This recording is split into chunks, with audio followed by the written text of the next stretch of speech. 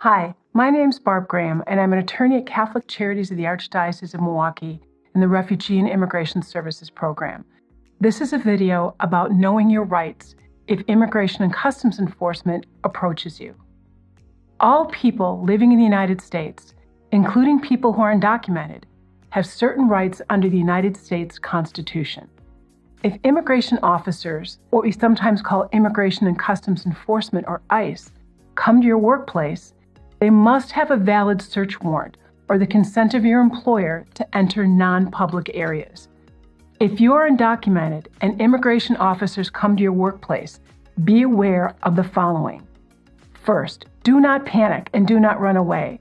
If you are frightened and feel like you need to leave, you can calmly walk toward the exit. If you are stopped, you may ask if you are free to leave. If the officer says no, do not try to exit the building. If you are questioned, you may tell them you want to remain silent. 2. You have the right to remain silent.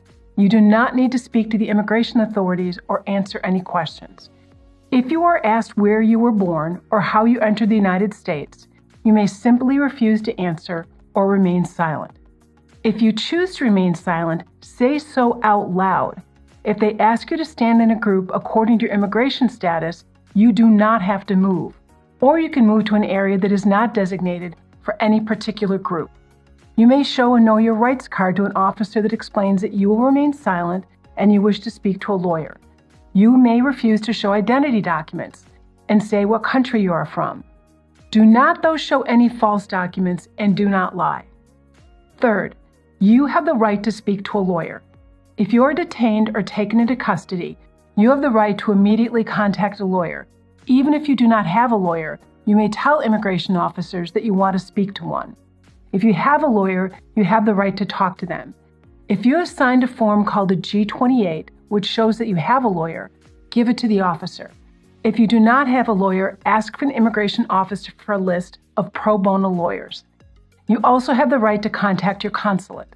The consulate may be able to assist you in locating a lawyer.